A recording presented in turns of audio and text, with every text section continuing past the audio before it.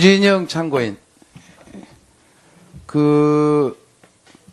아까 임기를 다 채우고 그만두셨다 그랬는데, 이런 삼성 합병과 관련해서 더 연임을 못 받았다 이렇게 생각하시나요? 한 가지 여쭤보겠는데 이게 지금 국정농단 의혹 사건이랑 무슨 상관이 있습니까? 지금 의원이 질의를 하는 겁니다.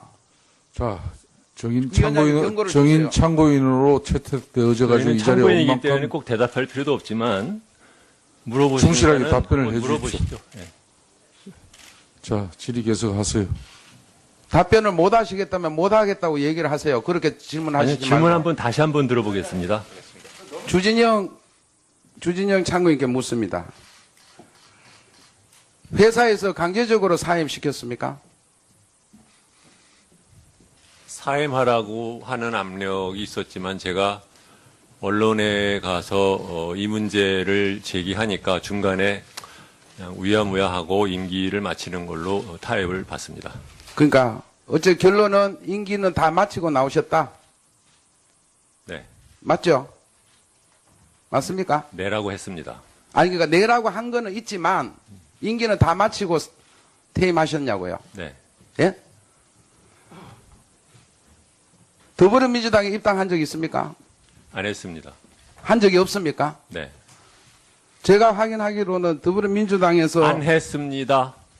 예? 입당 안 했다고요? 꼭 두 번 물으시는데 총선 정책 공약단 부단장으로 활동하지 않았습니까? 맞는데 입당은 안 했습니다. 그러면은 입당은 안 하고 총선 때 더불어민주당의 총선 정책 공약단으로 활동하셨다. 그렇습니다. 그 입당한 취지, 뭐라고 하셨나요? 예, 배경을 그렇게 활동하신 배경을 좀 설명해 주세요. 활동한 배경.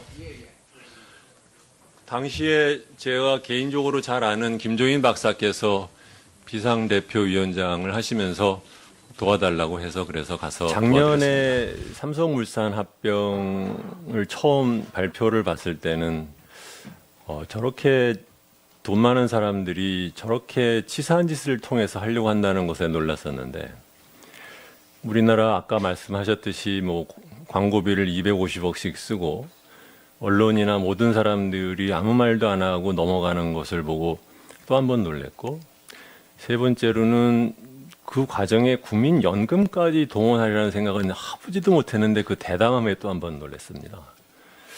그렇지만 사실은 지금 이날 오늘 하는 얘기도 최순실 씨에 관련된 그 의혹이 생기면서 다시 불거진 것이지 삼성 입장에서는 아마 작년에 이미 다 끝난 걸로 지금 생각하고 있었을 겁니다. 그러니까 소위 말하면 우리가 하면 니들이 어쩔 거냐.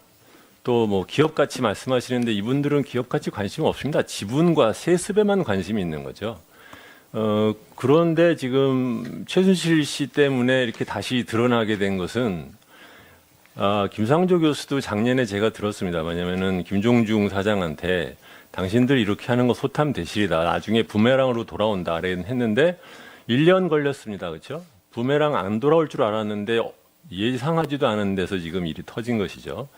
이런 것이 바로 이제 사회가 바뀌고 있는 것인데 그 재벌에 계신 분들은 사실은 옛날에는 뭐 집행유예 병원 가고 마면 이제 날다가 요새는 조금 한두 명씩 이제 감옥 가기 시작했는데 이번도 결국은 누군가는 감옥을 가지 않고는 이런 일은 다시 반복될 겁니다. 예, 수고했습니다. 국내 증권사 대표였던 그 당사자의 증언을 들으려고 참고인으로 한화증권 전 주진영 대표가 나와 있습니다. 질문을 하겠습니다. 삼성물산 제일모직 합병 당시 국내 증권사 중 유일하게 합병 반대 의견을 내신 걸로 알고 있습니다. 왜 반대하셨습니까? 예, 당시 처음 그 보도가 나왔을 때는 아니 해도 좀 너무 심하다.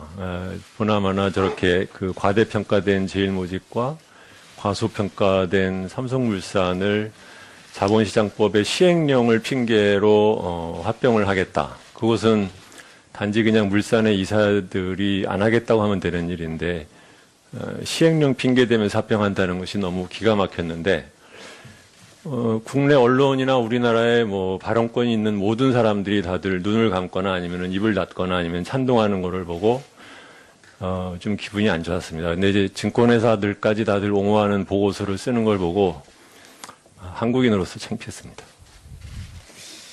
그 보고서를 쓰지 말라고 하나 내부에서도 압력이 있었다고 들었습니다. 어떤 압력이었습니까? 처음 보고서가 나가기 며칠 전에 하나그룹의 경영기획실장인 금춘수 사장이 저를 보자고 만나서 하나그룹과 삼성은 사이도 좋고 앞으로 딜도 많고 그러기 때문에 부정적인 보고서는 쓰지 말아라 얘기를 해서 제가 증권회사 사장한테 그런 것을 부탁하는 것은 부적절하다. 그렇게는 못하겠습니다. 약속 못 드립니다. 이제 얘기를 했고 그러고 난 다음에 그 다음 주 월요일 날 저도 모르는데 이제 어쨌든 월요일 날 보고가 나갔습니다. 1차 보고서. 삼성에서도 당시 압력이 있었습니까? 네, 뭐 삼성그룹에 아는 제 그 지인들로부터 한 4사람에 걸쳐서 전화가 와가지고 처음에는 뭐 의결권을 위임해달라. 저 당시에 이제 저희 회사는 우연하게 삼성물산 주식을 한 39,000주 정도 0.02%밖에 안 갖고 있었는데 그 의결권을 위임해달라라고 전화들이 왔고 그래서 제가 위임하지 않는다고 하니까 그 다음에는 그러면은 찬성해달라라고 전화가 왔고 그것도 이제 부정 안 하겠다고 하니까 정 그럴 거냐라는 식의 얘기들을 들었습니다. 그 다음이 이 삼성물산 합병에 반대를 했던 이유 때문에 하나증권 대표에서 물러나라고 압력을 받았다고 했습니다. 그것에 대해서도 좀 자세히 알려주십시오. 1차 보고서가 나가고 난 다음에 경영기획실장인 금춘 사장이 다시 보자고 해서 한 번은 뭐 그렇다고 치자. 그렇지만 당신 때문에 삼성의 장충기한테서 불평 전화를 들었다. 다시는 더 이상 쓰지 않겠다는 약속을 하라는 말을 계속해서 저한테 얘기를 했고 저는 그 약속은 못 드리겠다라고 했습니다. 그 물러나라고 하는 이유는 무엇이었습니까? 구체적으로 그 이유를 대면서 그 압박을 했습니까? 2차 보고서가 나가고 난 다음에 며칠 후에 삼성생명 당시 대표 이사였던 김현배 부회장께서 직접 그날 아침에 전화를 하시더니 급하게 오셔가지고 두 번째 보고서 나간 것 때문에 구조본에서 굉장히 기분이 격앙돼 있다. 이렇게 되면은 주사장이 물러나야 될 거다. 그래서 제가 먼저 사임할 일은 없으니 만약에 물러나게 하고 싶으면 법적인 절차대로 하십시오. 그렇게 얘기를 했습니다. 그런데 주식도 얼마 안 됐다면서 왜 하나에서는 이렇게 그 일에 대해서 예민하게 반응을 했을까요?